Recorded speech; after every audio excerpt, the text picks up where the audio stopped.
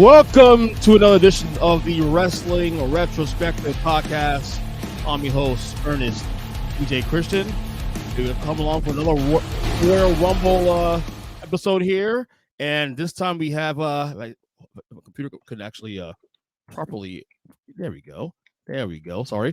We got two brand new guests on the show here. We got, was it 2/5 of 3CT now? Another 2/5 3CT. We had the other 2/5 2 weeks ago, and then another 2/5 here. We got Tim Taylor. We got Muehleisen, of course, on the show. Fellas, what's up? Chilling. What is that? A bong, man? No, it's water. It looks like a fucking bong. I just water tonight. Yeah, I might have to switch. This is 2 nights in a row, EJ. I might have to switch to hard. Dude, you will be okay. You will be okay. And if I call you to do it, no, you can't tomorrow. Tomorrow you're doing 3CT. Doesn't matter. So yeah, so I'm glad you asked me to pick and not Mark if he had joined, because then we would have watched like Royal Rumble 1 or something from like when Mark was in his heyday, and I would have known like maybe 4 wrestlers. So this will be exciting for me. I'm anxious to see if there will be any that I like don't remember for this one. That's actually funny because next week's show I'm actually doing Rumble Night 89, the first pay-per-view Rumble with 2 other friends. So nice. The second Rumble. Yeah, technically second one, but the first pay-per-view, second Rumble. Right, exactly. The first one was on USA Network on TV. And of course, the first actual pay-per-view was on 89. We'll do that one next week with DJ and Rob from the Mindless Wrestling Podcast. I'm really excited with this one. We're doing the 2005 Rumble that you selected this, Matt. Yep. Again, this is another Rumble that's happened around the 17 years I was away from wrestling. In fact, I was more than away. I didn't know what the fuck was going on at this point, 05. Like, I knew Rock was gone. Austin definitely retired already. 2 years removed. So all I know is John Cena thing. That's all I know. John Cena and parts. So I'm excited about this one, to be honest with you. Of course, this is the 18th Royal Rumble. Took place January 30th, 2005 in Fresno, California at the Save Mart Center at Fresno State. Attendance 12,000. The buy rate was 525,000. Tagline for this one is called "All the Rumbling minus the dancing and singing." What the fuck? So I can explain this because while you were away and while Matt was away, I was in the thick of the WWE at this point. You were. I'm still dyed in the wool. I never took a break. I never quit. So if you look at so I'm going to put back up on the screen. Go ahead. So actually you can't tell here, okay. But in the promotional posters, right. Everybody's like near scaffolding. They're all kind of dressed up as like New York toughs because this was the West Side Story Rumble. Yeah, I read that a little bit on the right Wikipedia. Yeah, so interesting. The commercials for it, like they all did like they all kind of sing and dance and like there's gonna be a Rumble tonight, and it was really cool at the time. Uh-huh. But yeah, so this is it's the West Coast West Side Rumble. So no singing and dancing, all fighting. Is it wrong that I don't hate it? Now that I know the backdrop? Awesome. It was awesome. Yeah, I'm actually fine with that. I wish we could like have seen some of the snippets to that too, because not like was it Cena singing and dancing and Batista? Because that would make it even better. Let me see if I can find, because a lot of the promotional photos that are on the posters come from the photo shoot. Okay. So let me. Well, while we're doing that, normally I ask all my guests to, when we do like watch alongs, because of course it's a retro podcast, so this is from far back. January 2005. What the hell were you doing, Matt? 2005. January 2005. Do you remember what you were doing? I was in college at that point. Maybe. So young. Probably had just started back for that semester. I think I would have transferred at that point to York College. Yeah, I was probably in the thick of getting ready for sophomore year of that. So interesting. One of the reasons why I had stepped away from, like, when I graduated high school to about 2012 is when I break from wrestling. I would get sucked back in on occasion, like I would buy a video game, like when Raw versus SmackDown came out, or some WWE Know Your Role, Shut Your Mouth. That one, I was like, played the game, loved it, and got invested for like 6 months, and then got back out. But so yeah, this is during a time where I had stepped away myself. So not really into wrestling at this point. So I'm excited to see who all's here. No, probably not be a handful. No. So for me, I was like in the heyday. I was sophomore in college at the time. No, I would have started freshman 2005. Yep, freshman in college, finishing up my first semester, starting my second. But I was having pay-per-view parties at my house. My grandma was super cool, super chill. Awesome. And like we would have everybody over, and I was doing like in-house Rumble pools where everybody would like draw numbers and we'd order pizza from our favorite pizza joint. But yeah, man, I was so in the thick of it. But to go back to what I was saying, yes, this is the cover of the WWE Raw magazine for the Royal Rumble. And so Triple H, Kurt Angle, Rob Van Dam, Rhino, and like everybody's got like weird. Is that Hunter in the orange? Hunter in the front, right across from Kurt Angle. Eddie. Is that JBL in yellow? Is that JBL in yellow? JBL? Yeah, that's JBL. Okay. Booker T behind JBL. That's fucking cool, dude. Yeah, and like this was all kind of from the commercial. They all kind of dressed like they were from West Side Story, and yeah, I'm absolutely positive the commercial's on YouTube. It has to be. To all the if not, folks, not probably on Peacock. If you go back and watch Raw's, like the month leading up to the Rumble, they probably, because they don't cut out their own commercials, they only cut out like the broadcast commercials. So you absolutely would have seen at least one West Side Rumble promo. Right. I'm not digging into that. For sure. To all the folks listening on the podcast, of course, they follow the video, of course, on my YouTube page at youtube.com/Earnest Christian. You can see the image that Tim showed there on the screen. All right, so folks, of course, you know how we do this. It's a watch along. So the timestamp here is 1 hour, 3 minutes, and 45 seconds. It is, of course, on Peacock. We're around 2005. Or, of course, we have Peacock subscriber. It's season 18, episode 1. So we need to pause this episode for a little bit to catch up. Go right ahead. Otherwise, we're ready to go. We get this party started. You guys ready to go? Ready to go. All right, in 5, 4, 3, 2, 1, and away we go. And my God, Michael Cole looks so young. So is Taz, though. Well, I mean, this was almost 20 years ago. Next year will be 20 years. Don't fucking remind me. I'm turning 44 this year. I don't want you to remind me of how old I am, because I was 20. You're on the wrong side of 40, brother. For the record, at this time I was 24 years old. I was not watching wrestling whatsoever. This is JR, by the way. I was in a band at the time. I was playing shows all the fucking time. I was either in the studio or writing music, and that was my world back in 2005. Music. Not a fan of Taz's shirt and tie combo, honestly. Really? It's like the candy cane stripes and the floral tie. Mm-hmm. Yeah. Oh man, how great is it to listen? I don't know if you guys are watching with audio or not, but I got a little bit of audio in the background. Fink is making the introductions. Oh, you mean the GOAT? Yeah, GOAT. We call him GOAT here. Yeah. And I will say though, and this might be a little bit hot take here, but you know I'm good for that stuff, Matthew, especially. Come on, follow along. Samantha Urban is on the way to be in that conversation of like greatest in-ring announcers in history of the company. She's fucking phenomenal, and I never thought I would say that. She needs like 15 years, brother. Yeah, but right now she's off to a fast start, though. I'll tell you that much. She's off to a good start, but she's not even close to like Mount Rushmore status at this point. I think I've seen like FUBU and Results in the crowd as they've panned through. I love it. How old do you feel? Matthew?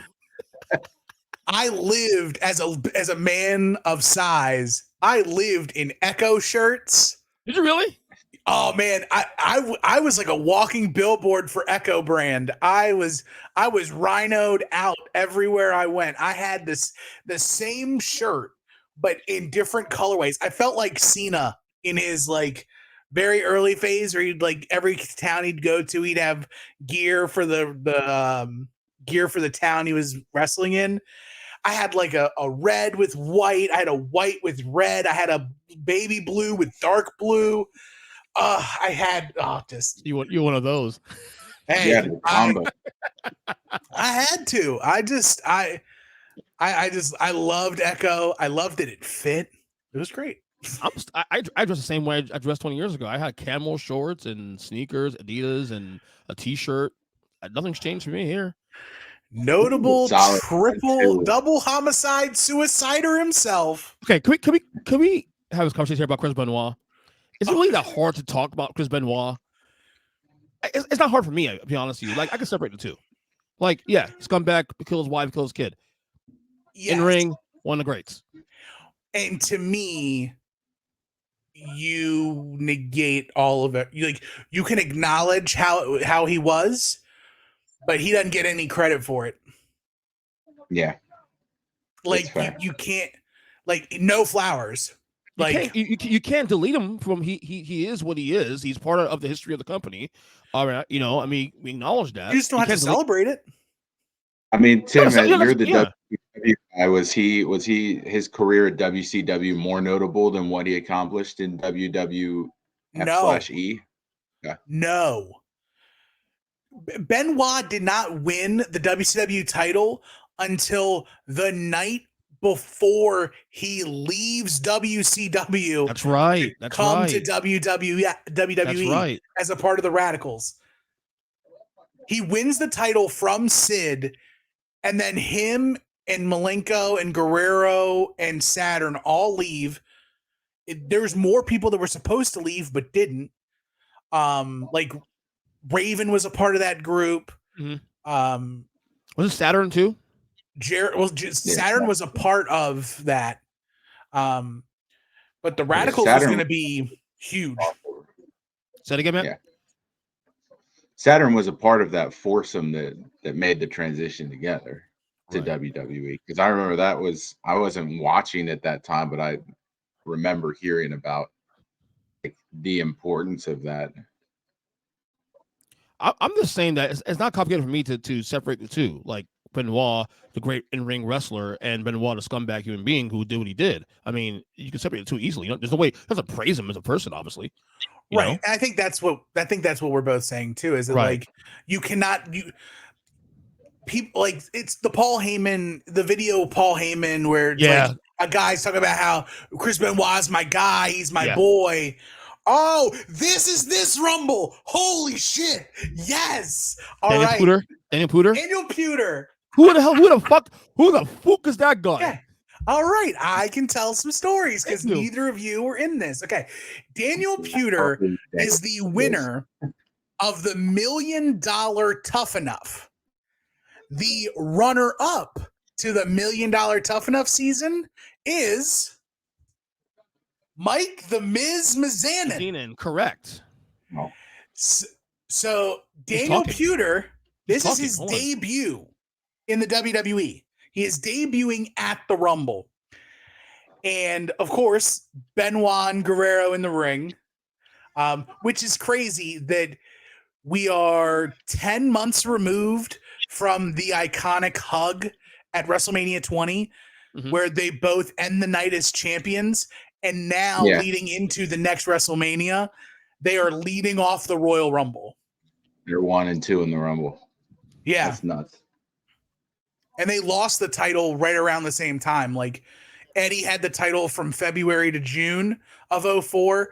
Benoit had the title from, I think WrestleMania 20 was very early March. Like I think like almost like March 14th or something. March until SummerSlam where he loses it to Randy Orton. Okay. So he didn't really do much in E, I'm assuming?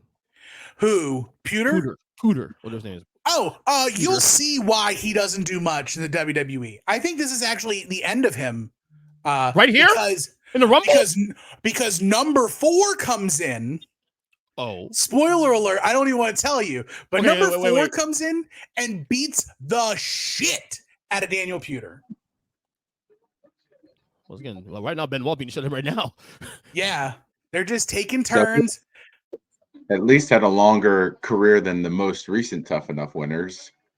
Right. Well, and the thing is too, like, yeah, like right now, everything they're doing with them is very basic. Like, yes, they're not like I wouldn't say anyone's taking liberties.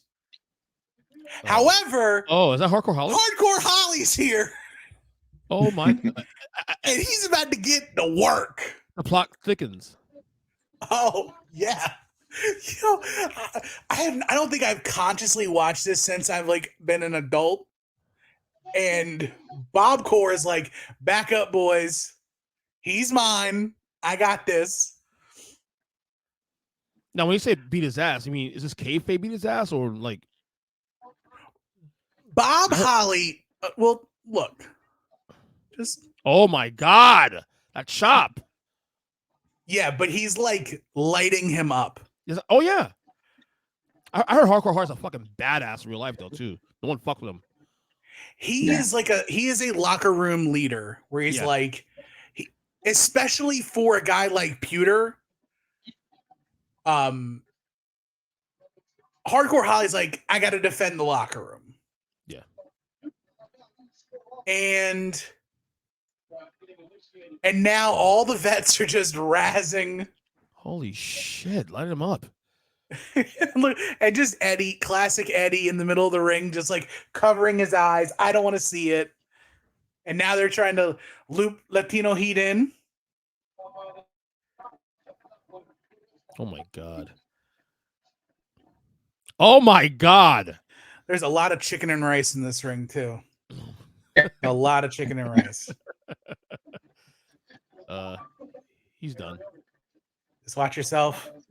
Look like brothers, actually, him and Hardcore Holly. Yeah. They're related. I say you looked a little bit like Crash. Yeah, I was gonna say that. Was Crash Holly dead at this time? He died? Yes. Oh, long time ago. Yeah, Crash Holly unfortunately committed suicide, I believe. Yeah, Crash Holly died November 2003. Wow, since that was before this, obviously. Suicide, huh? Yeah. Oh, there's the goat right there. This is the man. Oh no! See, literally, Hardcore Holly in the match to beat up Daniel Puder, and he's gone. Yep. Hurricane Helms. Oh God, I still say that. I still say that whole thing with him and Rock from 2 years before this, one of the greatest, like, funniest, like, back and forths ever. Was that? That was in 2003. Yep. 2003, yeah, correct. That was a Hollywood Rock. So good. My favorite Rock, but for the record. Oh, it's the best Rock. Actually, yeah. I have. Let me see. Do I have it? You want to rank the Rocks real quick? Top 3 Rocks of all time? Mine's 1 Hollywood. Number 2 is 98, 99 heel Rock going into Mania 15. And then probably the original after Rock and Maivia. Basically, the whole thing is this. Anything heel Rock's the best. I'm not a fan of face Rock. I like heel Rock better. Yeah, I really liked corporate Rock a lot. Yeah, that's what I'm talking about. That's number 2. That's right. Yeah, same thing. Yeah, that's titty surgery Rock. Right. That's why he wore the Adidas tracksuit, because he had chest work done. Did he really? Yeah, the Rock had. If you go back and watch, Rock had like big old bitties, and then he comes back and his chest is tighter because his first match without the jumpsuit, I think, is WrestleMania 15 with the Rock, or not, with Austin. I do think the awareness of him going heel again after losing to Lesnar in SummerSlam 2002 was pretty cool. Like, he went with the crowd. They went with the crowd, and then put him heel like literally months later, and perfection. Right. To rank the Rocks, it's Hollywood Rock for me. It's current Rock. for me at 2, and then Corporate Rock. Current rot meaning like right now, like movies and Yep. pancakes on Yep. Sundays. Yep. Cheat meal. Buy my Cheat meal. entire family. Buy my entire family a Tahoe. Yep. Yeah. That's him. Matt, do you remember Kenzo Suzuki at all? No, I was just gonna ask, how long was Kenzo Suzuki's run? I think he was around for a couple years. Okay. Would you believe that Kenzo Suzuki, I believe, is a former WWE Tag Team Champion? Is he real? Not for. Well, wait, Orient Express? No, they didn't were tag team champions, were they? Orient Express? He was not a part of the Orient Express, you racist. Okay. and weren't they American too? Orient Express? One of them Asian, was right? Pat Tanaka. Right. It's Edge, baby. Yeah. Edge. No, it's Adam Copeland, dude. No, that's Edge, baby. So if you have not, this is for all the listeners and for you guys too, on this pay-per-view, the opening match is Edge, Shawn Michaels. And they tear it up. Double duty. Yeah. Usually in this era of WWE, the only time they let somebody do double duty is if they open the show and then came in for the Rumble. Okay. But Edge and Shawn from this Rumble, really worth going back and giving a watch. But Kenzo Suzuki's tag team partner for the tag titles was notable La Resistance member Rene Dupree. Oh. And again, you'll say to yourself, who the hell is Rene Dupree? Well, now you know. Kind of. Yeah, kind of. Had a dog named Fifi. By the way, you know, twist my arm to see any Shawn Michaels match. He's the GOAT, greatest in-ring performer of all time. I'll twist my arm. You were throwing around GOAT status like it's well, yeah, I'm gonna move today, so everybody's the GOAT. Hot takes today. Well, I mean, who would you say is a better in-ring performer than Shawn Michaels? Nobody. Kurt Angle. He's up Bret there. Hart. He's up there.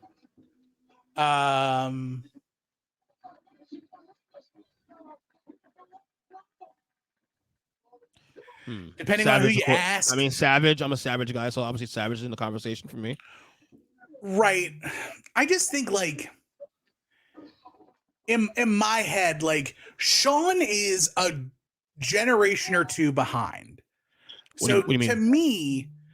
to me, it's fair to assume that like there is somebody wrestling today that is either going to be better than or is currently greater than Shawn Michaels, for the simple fact that everyone wrestling today can watch all of Shawn Michaels' stuff, pick out all the good stuff, and leave all the bad stuff behind.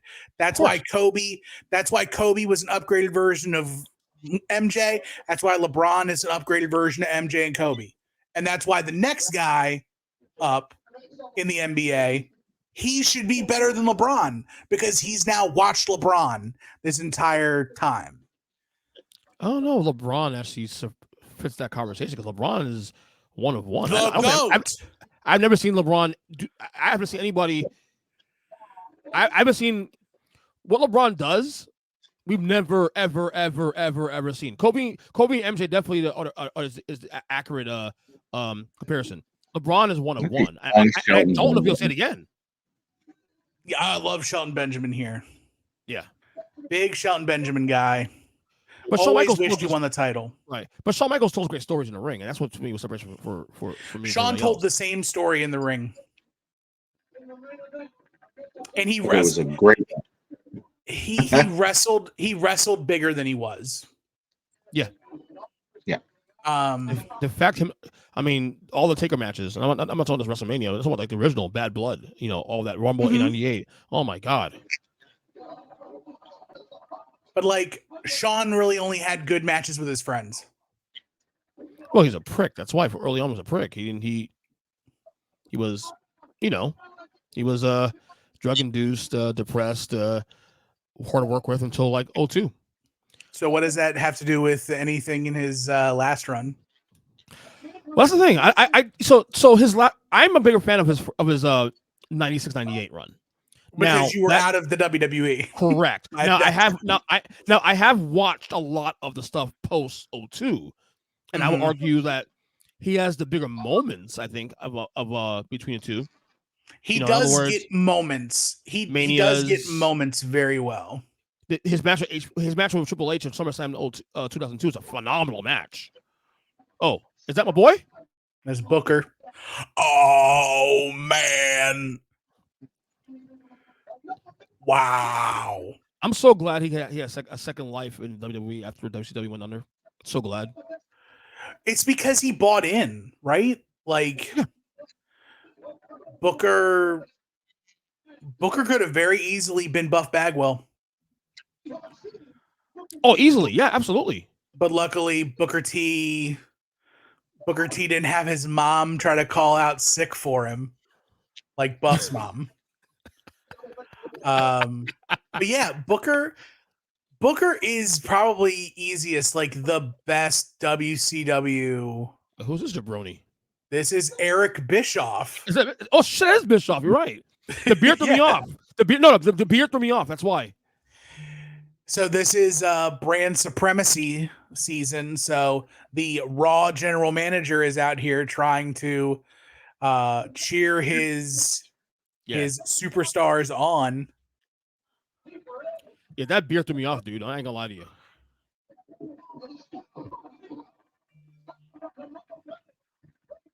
Was it really like the King Booker storyline that elevated Booker's WWE status to more than I think WCW Booker was? Certainly sustained it, but he worked with Austin before that, though.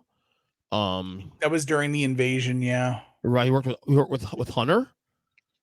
See, he was getting pushed early. Well, Hunter set slavery back or race relations back 50 years with his match with Booker. Oh, some say Booker T is still laying down in the ring at WrestleMania 19 after that pedigree. By the way, Mania 19, I would argue to this day, probably the best talented card in history of WWE. Emerging of like eras too. You had the Hulkamania era represented. You had the New Generation era represented. Obviously, Attitude era represented, and then the new era going to Ruthless Aggression, all in the same card. Yeah, I really thought you were going to tell me that WrestleMania 19 is the greatest WrestleMania of all time. No, it's not.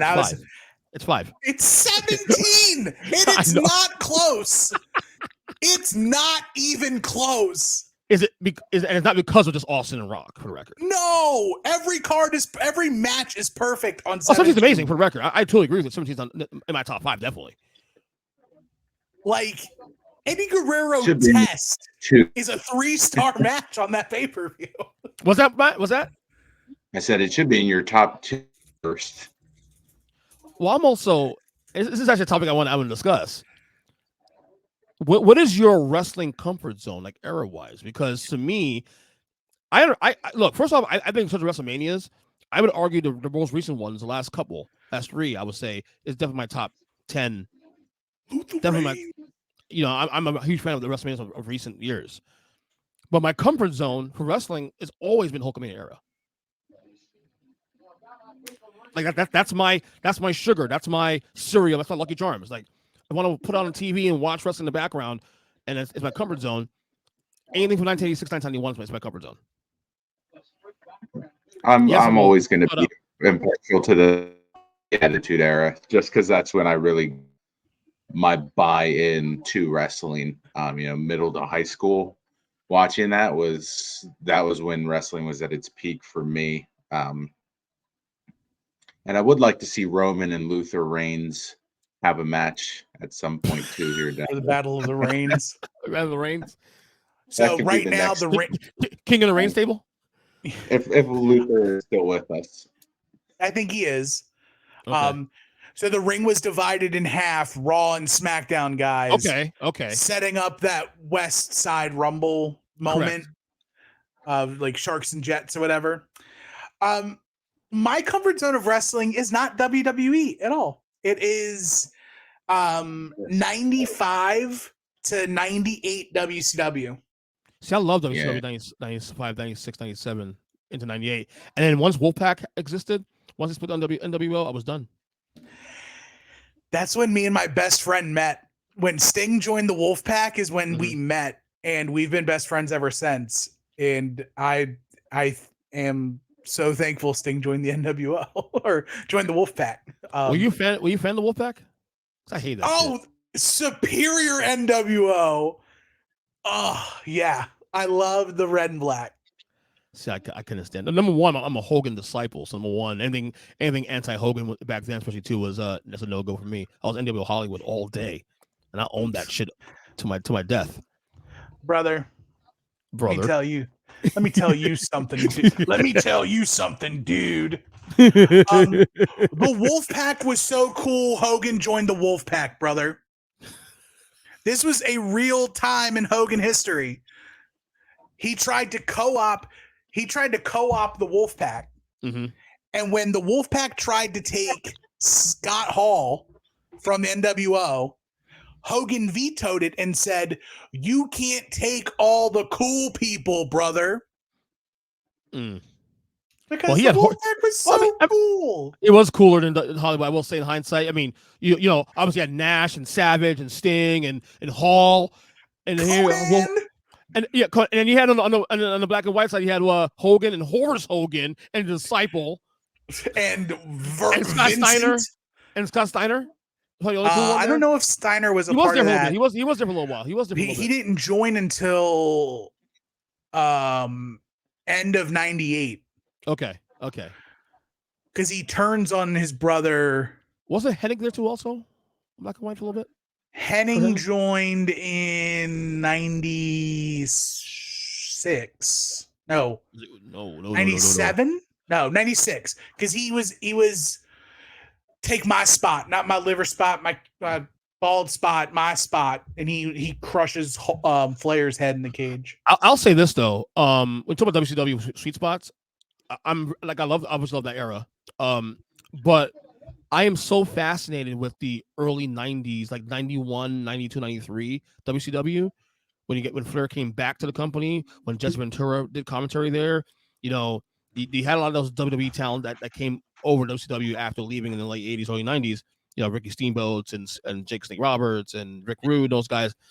I've always been fascinated by the early 90s WCW because talent-wise, on par with WWE at that time. This weren't booked right, and quite frankly, you know, they just couldn't measure up to the popularity of Vince and company. Well, it's because they had like guys running it that were managers of Pizza Hut. Yeah. 91, 93 WCW was, I could have easily extended my comfort zone into that. Yeah, absolutely. It's like, because I remember I loved all that stuff, like Dustin and Ricky Steamboat and Stunning Steve Austin and Arn Anderson's solo run with the TV title, man, the Dangerous Alliance, but also into the Stud Stable. Like WCW was so good. Yeah, because you have the guys also that I loved in WWE back in the late 80s, and like Jake Roberts and Steamboat and those guys also now going there. I'm like, and I love Rick Rude also, especially too. So right. I mean, but both of them are technically going back to WCW. Correct. Yes. Yeah. Sky Too Hottie. He's still alive. He is. Yep. Other guys. Brian Christopher's dead. Brian Christopher. Yes. Jerry Lawler's son. Grandmaster Sexy. They got a lot of run off this gimmick though, for real. Like it's like 6 years into this gimmick now. Son of a bitch. By the way, we need some more managers in wrestling. What were they before? AEW's got them all. Was it too hot? It was too cool. What was the tag team before they were too cool? They were too much. Much. There it is. Oh yeah. Very briefly, though. Very brief. Because it was Brian, too sexy Christopher, and too hot Scott Taylor. Mm-hmm.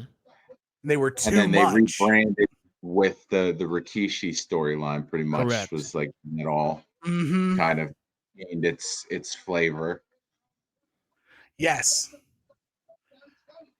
So to Matt's point about Attitude Era, I love Attitude Era myself. I came back to wrestling around 97, 98, especially the Attitude Era kicked off. But my issue with Attitude Era for me, I couldn't stand the hot potato belts being changed over every so often with any of the belts. I can't stand that. I like seeing stories being played out. And I understand why they did it, because TV at the time it was about ratings and weekly ratings, all that. I get all that. But I also felt Attitude Era was kind of top heavy. Like, you had the top guys. You had obviously Austin Rock, Taker, Hunter at that point was on the up and up, and Foley. And I felt like the mid card wasn't quality. Mid card wasn't as great. I mean, they were heavy on gimmicks. Of that time was what was more appealing, because there was a very large mid card, a lot with the tag divisions that they did around that time too. And I was always a big fan of the hardcore title, even though it's kind of a nonsense title. Yeah, but I agreed. think that put enough emphasis on all of those secondary belts to give that appeal. Like the European title was a bigger deal. The IC title was huge. That's what appealed to me the most, is that there was just a lot of variety and people cared about all the different titles, whereas everything just kind of an afterthought beyond the main title. Yeah. Yeah, and it all eliminate Booker T after a spinneroonie. Like, what are we doing here? He got his spot in. It's amazing. Yeah. Get his shit in and then get out. Yeah. It all points during the Attitude Era. It all points back to that crash. Everybody talks about crash television, and like how, for right or wrong, Vince Russo should be applauded for giving everyone on TV something to do that carried over from week to week. And he just got everybody in there. But that's kind of the story of the Monday Night Wars too, right? WCW is crushing WWE in every metric except for main events, because WCW had the cruiserweight division, the tag division was really good, and then you get to the main event and it's Hulk versus Piper, Hulk Warrior, Hulk, it's all like a jumbled mess. Whereas with WWE, Austin's on the rise. All the main eventers are just clicking, but the undercard is like some barely watchable matches. Yeah. It's very top heavy. Well, it's also the reason I say Hogan's on Mount Rushmore, because Hogan, a lot of the reason why WCW thrived, in those later years before Vince went more smut, Hogan was a large part of that. Like, Hogan was a centerpiece of the NWO. That doesn't work without Hogan. This is why he is on Mount Rushmore. Right, I agree. Hulk was already on Mount Rushmore before Hollywood Hogan. Yep. Hollywood Hogan kind of, just solidified it. Another level, because now you can do it. Right. You could build a company around him as the biggest babyface and his biggest heel. Like the Roman Reigns you see today, Hogan is probably the standard of that. Yep. How do you have a heel guy hold the title as long as he has? Hogan did it with NWO for a good while. He held the top for about a year and a half, almost 2 years. Not consecutively. Did he lose it between 97 and 98 before Sting? Yes, he lost it notably to Lex Luger on a Nitro. That is right. Lost it and won it back at Road Wild. That's right. And then Goldberg beat him. And then Goldberg. Goldberg. Yeah, that was 98. At that point, that was right. But right. Hogan wins the title against Giant. Against the Giant. 96. Let me look up Hog Wild. WCW. Hogan gotta turns look heel up this. Yeah. Gotta look up this lineage. Hogan turns heel 96. He turns heel in 96 at Bash at the Beach. July, right. June, I think. Mm-hmm. So Hogan wins the title August 96 at Road Wild. So Hulk has it for almost a full year. Right. And then he wins it back at Road Wild and holds it until Starrcade. Yeah. Good So sting. on and off with a 5-day blip, he holds the belt for 500 days. That's the thing, though. The 5-day blip is not even noticeable, though. It is Really huge. Luger won it. Okay, cool, but no one really. I mean, if you're talking about the actual story of WCW, though, like that is WCW's first shot, like actual connecting blow to the NWO since the NWO started. right. WCW had never been able to connect. The NWO always had them. And Luger on a random Nitro beats Hulk. So it gave WCW hope. And then Sting returns back to lead the charge for the company into Starrcade. But yeah, to say that, you know, if Hulk didn't have a 500-day Reigns champion in the Attitude Era, Roman Reigns wouldn't hold the title for almost 1,200 days. Ooh, that's tough. I'm gonna say the standard though of the heel champion being your lead guy in an era where like it was very rare to see that. You know, Roman Reigns is actually following that template in some ways. Now, obviously, Reigns holding the belt longer, obviously, but the template in terms of being the heel guy and the number one guy as a heel, not very common. Right. At least for Roman. At least for Roman. And I guess you can say the same thing with Hulk, but like Roman is the number one guy in WWE. Correct. And there's no arguing that. Absolutely.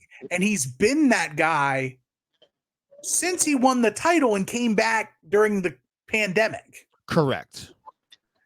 That run needs to be counted for. Like absolutely, the most profitable era in WWE in wrestling history is on the back of Roman Reigns. Well, at this point, Roman Reigns is starting to approach a status where, like, we're looking at him now, 4 years of this thing now, as okay, 4+. Is this guy? Oh yeah, is this guy a Mount Rushmore candidate now going forward? I mean, you're talking Mount Rushmore for 3 of those years.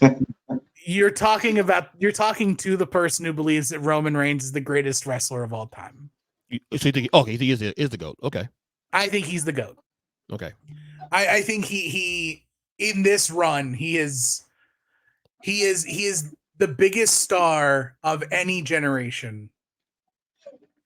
Period, and that accounts for the Attitude Era. It's tough for me because he's bigger than Austin. He's bigger than Hogan. He's bigger than Bruno. And I can happily talk about this again. No, we can do. No, I love the conversation. I think it's a good conversation to have. The reason why, so a lot of people shake their head when I say he's bigger than Austin, is because at the time of Austin getting to height of powers, you just mentioned it. WWE in the Attitude Era is super top heavy. WWE is riding the wave with not just Austin, but Austin and The Undertaker and The Rock and Mankind. You've literally got what? And even before then, as Austin's on the rise, Shawn's doing the honors for him. Brett's doing the honors for him. Right. So everybody's like pushing him up. But then when he gets to that top point, he is literally like the guy amongst 6 other dudes at his level. And like, sure, his shirt was selling, but that's because he was really the only shirt they were selling. And like, yes, he was getting huge reactions, but he was the guy that was going against his evil boss, and everybody at that time wanted to punch their boss in the face, and Austin was actually punching his boss in the face. So like, I'm not discrediting Austin, but And again, you look at the other side of that coin. During that time, while WWE is hot, WCW is hot as they've ever been off the back of the NWO. And you have to credit the NWO to a certain degree for Austin's popularity.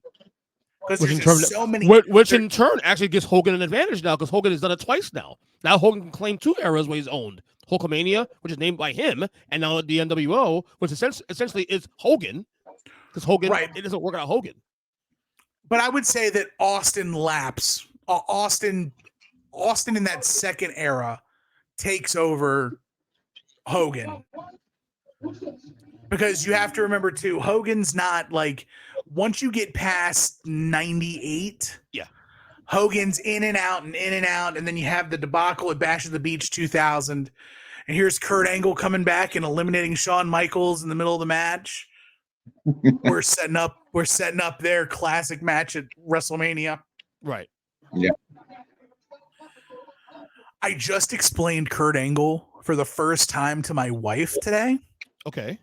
It was awesome.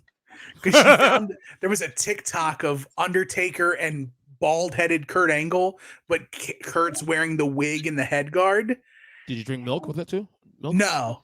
Okay. But we're on the ride home from work, so she's a captive audience. And I was like, seeing this video makes me want to do story time with Tim and tell you a little bit about Kurt Angle. And as soon as she said, sure, go ahead. Guns blazing. And I literally fast forwarded all the way to Perk Angle. Like, I somehow got from Edge shaving Kurt Angle bald to Kurt Angle being hopped up on so many Percocets and like running TNA. Right. Awesome times. Like this man is not it marriage sane. awesome? Is it marriage awesome, Tim? Yeah. Marriage is great. That's the face of a sane man being held back by Fit Finlay and Skinner. I was going to ask, is that Fit Finlay right there? Fit Finlay on the left and Skinner on the right. Steve Kern.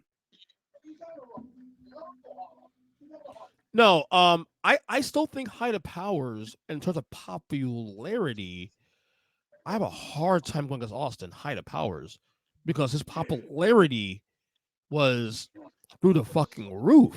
There was literally on both shows 11 other people that were like itching at his heels, and everybody was being cheered. But I think that Austin was the most over of all of them. Yeah. And I think he still is. Roman is still a little too divisive for me to put him at that status. Right. Because there are detractors of Roman. I used to be one. I am not anymore, but I understand where you wised up. Good job. Yes, I acknowledge. But I think that at this point, there's too many detractors from some people to say that he is above or ahead of Austin in that greatness. That's the only thing that holds him back. But that's also not necessarily his fault. It's not necessarily that he's the heel, because I think that's fine. And him more is because he's really developed to that, gotten so much better at being that heel character. Part of it, they took the mic out of his hands. But I think that the criticisms are still going to be there, and that holds back a little bit. Right. And it's tough, man. It really is. Because Roman also, and I remember I came in 2019. All I heard for years leading in 2019 was that, Vince is forcing this motherfucker down our throats. That's all I've heard for years. Turn him heel, turn him heel, turn him heel. They finally turned him heel during COVID. So Roman, at least my stuff was coming in 2019 was that Roman's this guy that pretty cool, but Vince is trying to force it down our throat. Not quite there yet. It wasn't until he turned heel in 2020 that also the perception changes. Also, more eyeballs were watching wrestling around 98, 99. And I will argue in the 80s too. More actual eyeballs, not what the WWE's doing in terms of stock prices and money they made. And I'm not knocking Roman. I think Roman is in the conversation about Rushmore. I'm just saying though. It's more easily accessible now than it was. By the way, and Paul also, London through the entire ring. He entered that. Wanted to mention, but as someone who watched Hulk Hogan's prime in real time, because I was actually watching wrestling at 8 years old, like regularly on a weekly basis, and Hulk Hogan was not only just a popular wrestler, he was one of the biggest celebrities in America. Period. In the 80s, we're talking about a guy that was Michael Jackson, Eddie Murphy, Hulk Hogan. So that's one of those things. That's one of the reference points I look at when I look at Hogan. Like Hogan was like bigger than life. So I missed the spinner belt, by the way. Oh, the spinner belt, I hate that US title. I hate that fucking belt. I hate all those belts. Bring it back. It's better than that US title now. Yeah. There are more belts I hate than I like, actually, to be honest with you, Tim. The US title? There are more belts in general that I hate than I like. Like very few belts I like. Nowadays, yeah, I can see that. I love the WWE title belt, the world title belts. I love the one of the last like decade or so. I'm gonna say I'm a Wing Eagle guy. So that's number one for me. Right. So in the 80s, how many TV channels were there? Channel 4, Channel 2, Channel 6, 9, 11, 29, 33, 30, 39. So like 25. Maybe like 10. Right. Right? Okay. So Hulk Hogan is dominating wrestling television when there's 10 channels on. Austin's dominating WWE and wrestling when there's what? 60 channels? Yeah, with the expansion of cable. Mm-hmm. Roman Reigns has been running wrestling for 4 years with unlimited streaming options plus multiple like 200 plus channels and like other streaming platforms that aren't necessarily cable television like YouTube and Twitch and everything else stealing eyeballs. And like you're talking about the eyeball test, but like that clothesline. Oh my god. Oh yeah, sorry. Snitsky killing Paul London. Sorry, go ahead. This Rumble's so good. Yeah. It's hard to use the expression of like more people watched because there was less to do in the 80s and less to do. There was the internet was still a young suckling baby in the time of Stone Cold Steve Austin. Yeah. It's not until after Austin leaves really that like the internet blows up, right? Mm-hmm. What's the internet bubble? 2000 and it's right after Y2K probably? 2001, I would say is really one. Right. Austin had been hit by a car and was gone for a year during that time. The internet's still kind of a young thing. So to Matt's point about there being more detractors for Roman Reigns, that's because there's more voices for Roman now. Correct. Because everybody's got access to the internet. It's the same thing that happened with John Cena. It's the same thing that happened. Like it's going to continue to happen. Like those who the vocal, I won't say minority because it's not a minority. Like you should. It's a tough line for any sort of like form of entertainment to take into account the thoughts and opinions of their most rabid fan base. But a lot of times like people boo Cena because it's cool to boo Cena. Correct. People booed Roman because John Cena wasn't here anymore and they needed somebody else to boo. Now he's gone and like Roman is like now Roman's cool. So I ask you this then, and I ask both of you guys this. Your wrestling Mount Rushmore looks like what?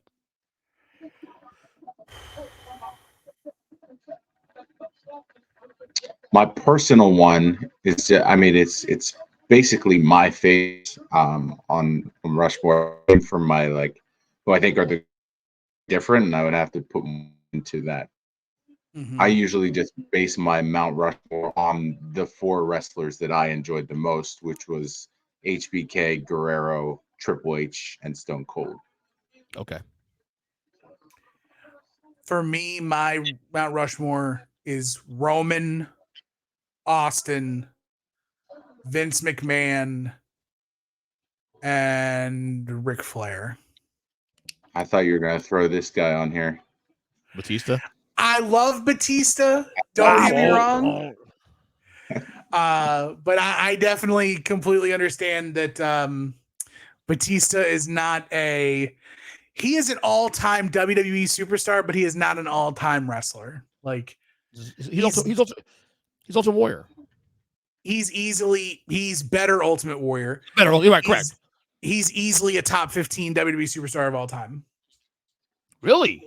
15? Easy. The big matches, the big moments. I don't think I remember Batista being in really anything that sucked, except for the Great Khali. But the Great Khali sucked. So I'm honestly ready to put Batista as the best wrestler turned actor. I'm putting him past The Rock. Easy. Batista's got more range. He does. I agree with that. He can be funny. He can be serious. Obviously, he can do the action stuff if he needs to. But like, he's not afraid to take on the get shied away from. I know Rock has said he's going to look into it now. But even when Rock tries to be serious, it's in like an action movie type serious Rock role. That's interesting. I'm still on the Batista top 15 thing though. I'm still trying to process that. Oh, Christian. Because my top 10 stars all time WWE history alone, I mean, I could run it up right now. It's Hogan, Rock, Austin, HBK, Brock Lesnar, Bret Hart, Taker, no order, of course. Triple H, Who's with Christian there, Tim? That is Tyson Tomko, the problem solver.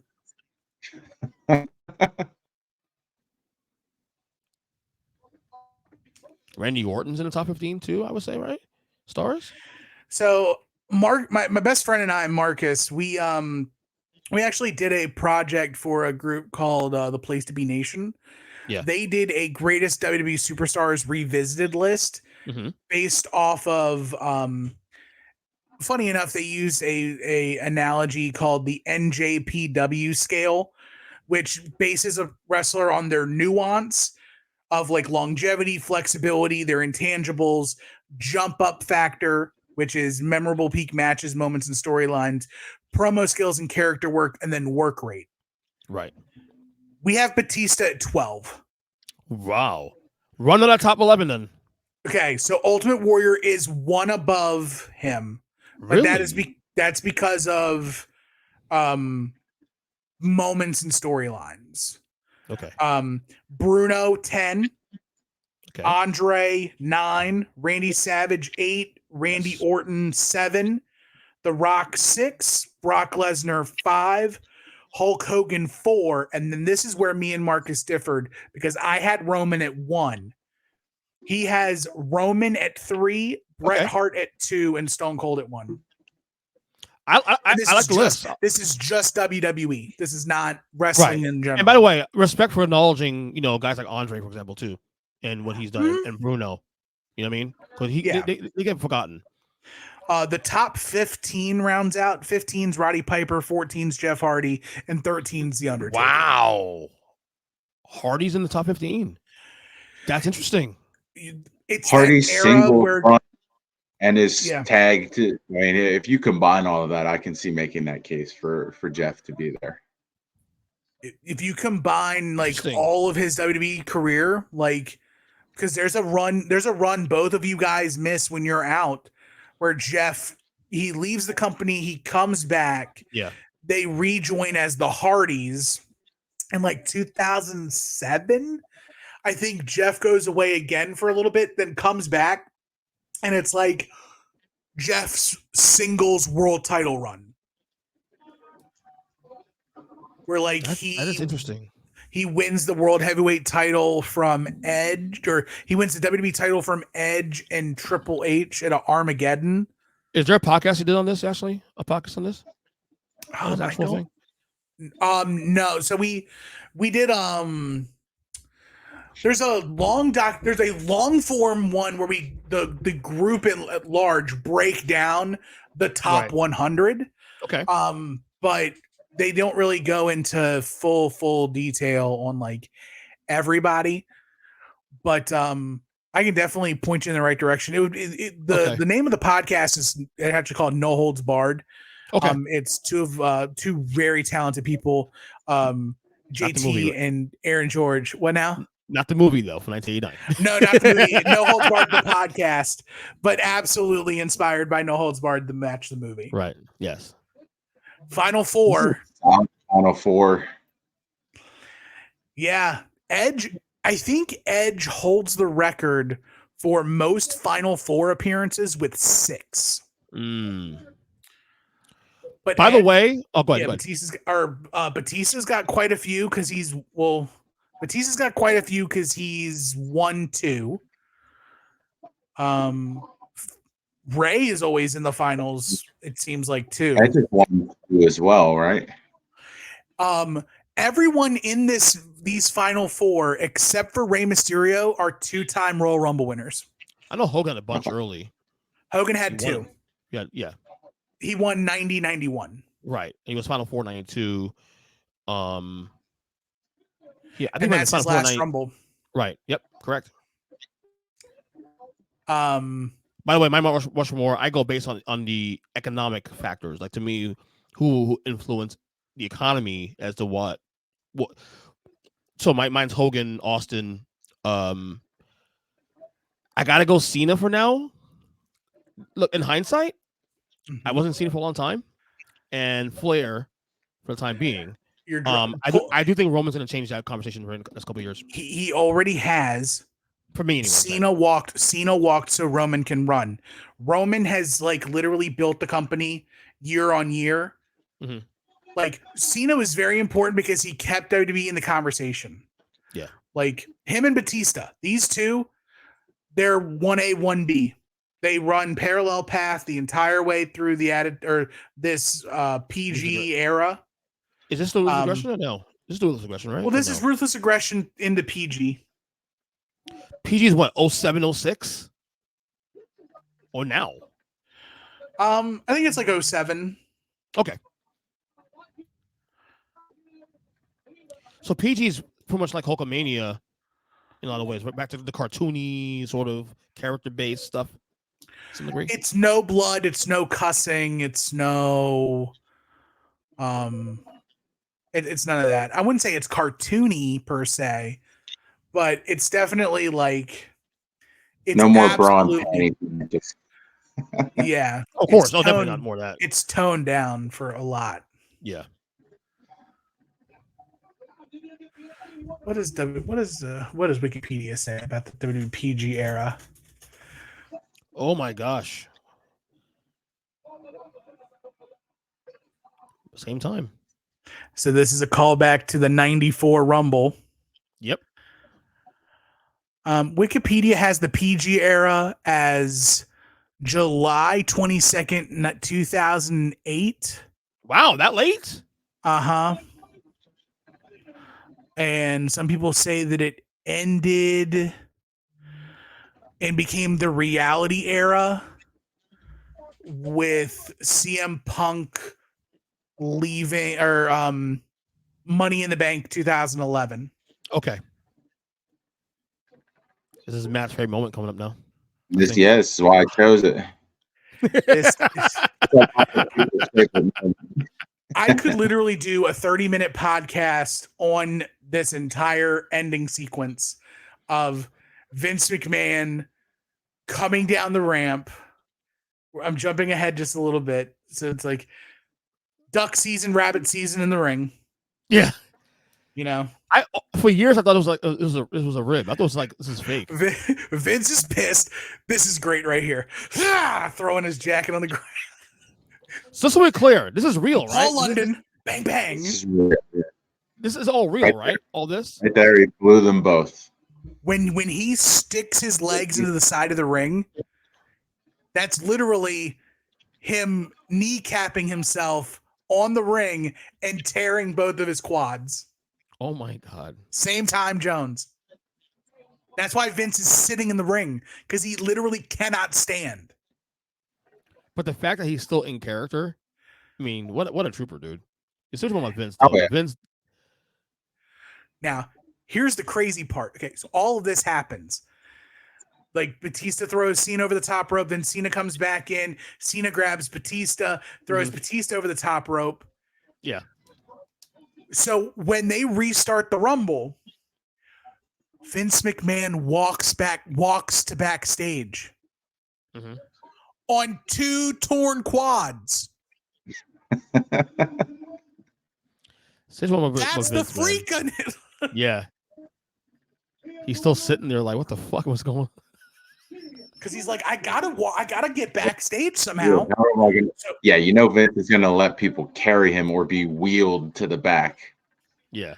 I mean, as soon as he literally conquered, he probably crumbled to the ground.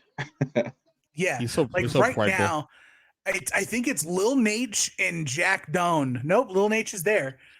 But yeah, he's definitely getting like helped back. But how do you get helped back with 2 blown quads? Yep. It's insane. But of course, Batista standing tall. So at this point right now in the company, the who is the guy to split? Like Cena is about to be the guy very soon, but they're pushing Batista now. I mean, he wins a Rumble, obviously. He gets selected. He wants select in the in Mania between Hunter and JBL, right? But who's the guy right now at this point in the company? Triple H. Okay. Yeah, I was gonna say, is it Triple H still at this point? Yeah, probably Triple H at this point. Yeah, because Triple H is still world heavyweight champion. This is still, I would still consider this the tail end of the reign of terror, because this is Triple H getting the world heavyweight title from Eric Bischoff once the brand split happens, and Triple H really holds that title on and off. Like Shawn holds it for a month, Goldberg holds it for a month, because you have Benoit, for a long time. And went in here. You had, obviously the 80s is Hogan to 90, 91, 92. And then it's Brett pretty much you can say Brett, maybe a little bit of a Diesel and Shawn a little bit. But for the most part, yeah. Then it's kind of Shawn for a little while. Then it's Austin. Austin, a little bit of Rock, but really Austin for the most part.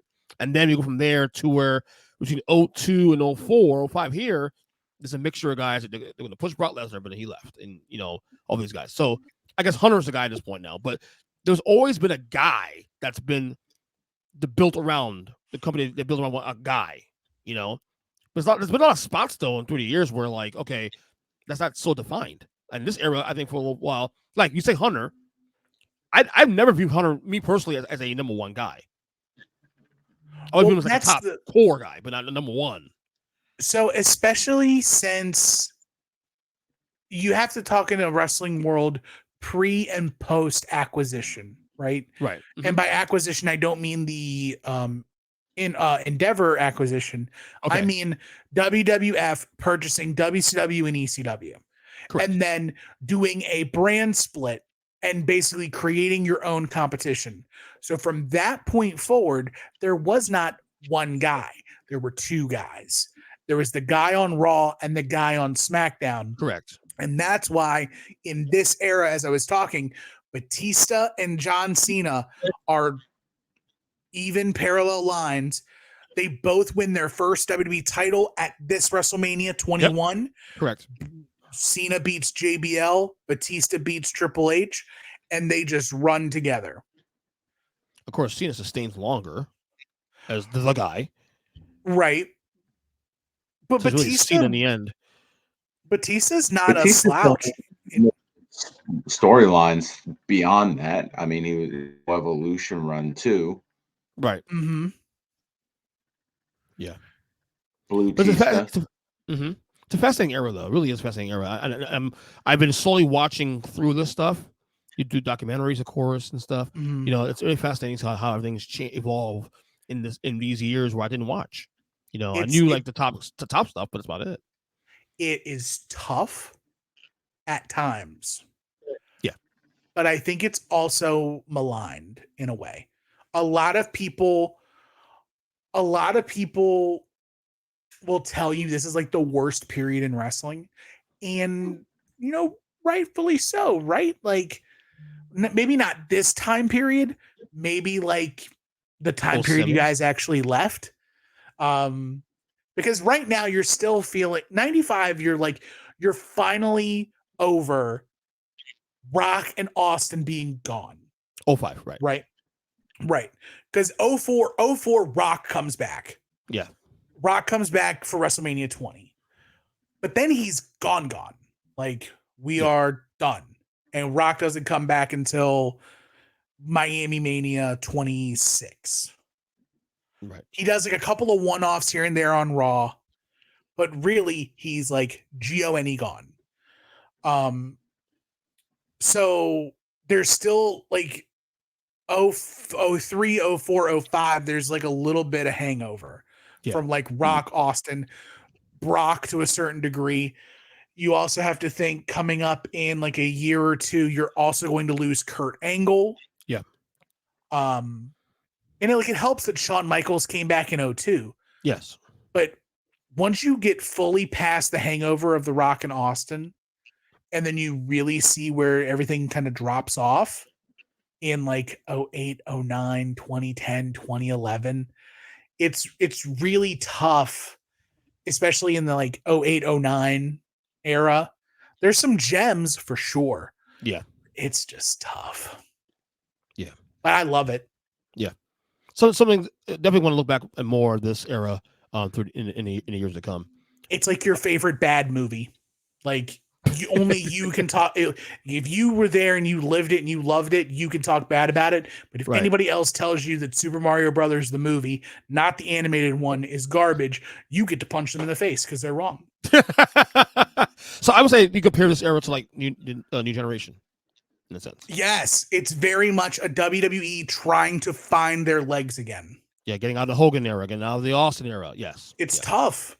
And WWE is going to run it. WWE has the possibility of repeating history again now, 2024. Because when Roman goes away, Seth's not going to be that far behind him. Like, who is next? And of the people that are next, how many of those next people are actually young, hungry, early 30s talents that are ready to take over? Because everybody you're going to name for the most part is going to be dudes who are just like a couple years younger or close to. You'll say Kevin Owens, you'll say Sami Zayn, you'll say Drew McIntyre, you'll say Cody Rhodes, and they're all the same age. Yeah. You can get a couple more years out of Cody, but that's about it pretty much. If you ask Cody, he was supposed to retire. He was supposed to already be retired. Yeah. Yeah. Anyway, fellas, great watch along, man. That was awesome. I loved it. I loved this Rumble. I just remember this is the second time I watched this Rumble before. Not the first time. Second time I watched it. I think I counted 4 wrestlers that I had who they were. So 4 are not bad based on me being away. So that was Daniel Puder, Kenzo Suzuki, Luther Reigns. Yep, those 3 I don't know either. And Paul London was the other one. I know who he was. I heard do you him not know who Paul London is? I know who he is. I've never seen him. So if I'm going to give Matt homework, if you like the Hardy Boys, go back to like SmackDown 2006, 2007. Mm-hmm. Paul London teamed with Brian Kendrick. Right. Okay. And they ran the SmackDown tag team division. And there's a crazy triple threat ladder match at like the December 06 pay-per-view. Eminem versus the Hardys versus London and Kendrick. Okay. That match is awesome. I gotta see. I think that was Armageddon 06. That's your homework, Matthew. All right. I'll get it done. All right, guys. Plug what you want to plug before we get out of here. Tim, want to go first? Sure. I'll plug because I have more stuff that's not 3CT. All right, Matt, Matt, want to go first then? Get out of the way. Yeah, absolutely. Yeah. Me on Tuesdays on the Huddle Up podcast. You can hear me on Mondays on Maximize Monday. And then you can hear me twice a year on the Earnestly Speaking podcast. Yeah. And once a year on this one. Well, maybe twice a year. We'll see. Go ahead, Tim. I do way too many. I'm involved in way too many podcasts. Stretch across the world. I'm producing for other stuff. mainly my pet project, my passion of love is Final Wrestling Place. It drops every Monday on your podcatcher of choice and YouTube, youtube.com/@Final Wrestling Place. We're just now starting to put our episodes audio only on YouTube. But it's me and my best friend Marcus, and we're talking about the world of professional wrestling. We're not your regular wrestling podcast. We don't necessarily like talk about your weekly graps. That's 3CT, and that's where I get my fix there. But we loosely base it off of the television show The Good Place, where we give the nouns of professional wrestling red points and green points and tell them they're in the good place or the bad place. This week, depending on when this comes out, Comes on immediately because it's going to come tonight. So the next podcast of ours is going to be covering the Lone Wolf era of AJ Styles and TNA, where we just covered the Aces and Eights run in TNA, and AJ Styles is Lone Wolf. No One era is right behind that, so we're going to talk about that. After every WWE and AEW pay-per-view, Marcus and I also do a quick reaction podcast called Viewer's Choice, where we give you what's must watch, what's must skip, and who the MVP of the night is. But I'm also involved in the North-South Connection podcast network, tons of shows there. The aforementioned No Holds Barred is there. And I'm a proud member of the soon-to-be-named network, soon-to-be-named-network.com, soon-to-be-named-network.tumblr.com, where Final Wrestling Place can be found. But that is everything. I thought I was busy. Shit. I'm leaving here and I'm going to do another podcast about Triple H at the Royal Rumble. That's what I'm doing tonight. That's amazing. Fellas, good job, man. As always. Thank you. Thank you for the chair, EJ. You got